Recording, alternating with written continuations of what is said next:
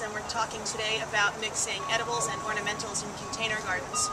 Once you've determined that your plants have similar light and water requirements, really it's pretty simple. This collection here is Agastache Anise Hyssop, and we have some real pretty lettuces and musclin mix. I have a dark-leafed basil here and a variegated basil, all of which of course is edible and usable. And then I've just tucked in a nice little purple angelonium. In this container I've mixed some creeping thyme and chocolate mint with Mexican tarragon, all of which can be used on your dining room table. But we've also added some perennial peanut and some Carex bronzita ponytail grass, just for a little bit of autumn flair. Back here in this pot we have the edible Australian trailing violet with some really pretty ornamental cabbage and an ornamental pepper called black pearl.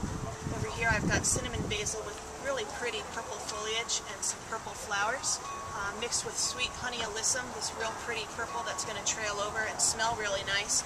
And then here in the middle I have a nice little nasturtium.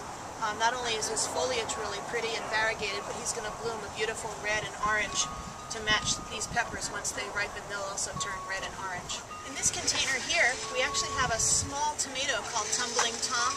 He's going to get about 2 feet long, so he is going to spill over a little bit, or you could stake him.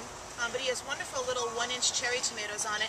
In the front, I've got some beautiful red beets and some really pretty red sales lettuce. Nice little zinnia in the front, and this is a millet called Jester that's going to get a large burgundy plume. And then just to round him out, I've got a really nice trailing Italian oregano that we can just stick right here in the front, and that really just kind of completes that garden. If it's a sun container, make sure everybody likes the same amount of sun, and make sure that everybody enjoys the same amount of water. Some extra ideas. Some of the mints are really pretty, and they're all going to smell really good every time you brush past them. This is orange mint or bergamot.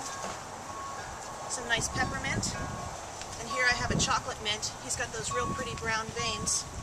Swiss chard is going to be something you would use in the back. He's a little bit taller, but has these beautiful brightly colored stems. An excellent green sauteed with a little bit of onion and olive oil in a pan. This again is that real pretty purple Ruffles basil. It's going to smell good again when you touch it and every time you brush past it. And then there's some really pretty lettuces you can use. This is a green salad bowl and a red salad bowl. New in popularity is bok choy. This has been flying off the shelves. It has this real beautiful symmetrical round leaf. It gets a real white, thick, chunky white stem. And then this is a musclin mix. You've got different textures, different colors, different heights, and of course you can enjoy all of these in a salad. Depending on how large your container garden is, you're going to want to water anywhere from every other day to 2 or 3 times a week. Make sure you fertilize well.